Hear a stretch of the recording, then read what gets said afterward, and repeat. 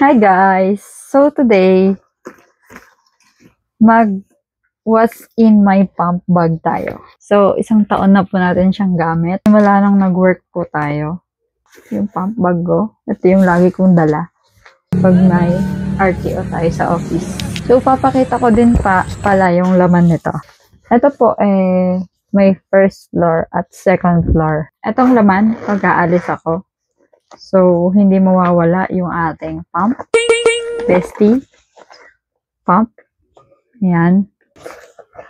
Tapos, yung ating pump ni Mami. Ayan po. Yung tube niya, kasama din po. Next po is, ayan, meron po siyang compartment or sling dito. So, nandyan po yung ating breast milk bag. Ayan. From mom and baby. Ayan, marami yan. Unang pasok ko sa work after ng maternity, ang ating laman po dito, meron ding pentel pen. Yan. May dala din po tayong pentel pen. So, ngayon, hindi na kasi ako nagpe-pentel pen kasi pagkalagay sa breast milk bag, so, pinapakonsume na agad. So, hindi na siya nagiging stock.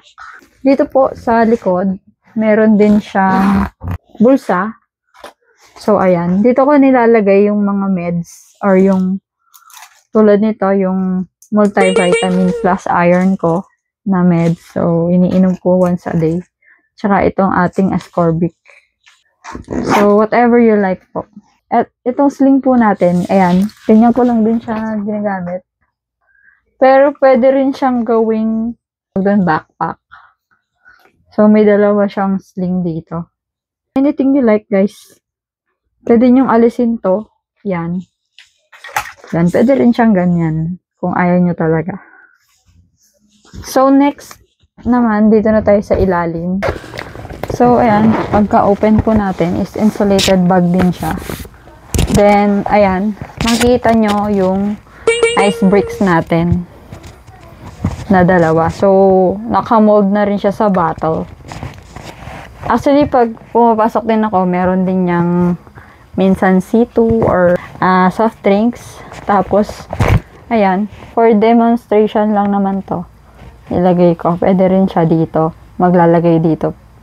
Pag umaalis kami ng bahay, minsan yung bottle ni baby na i-ready niya, dito na lang din namin nilalagay.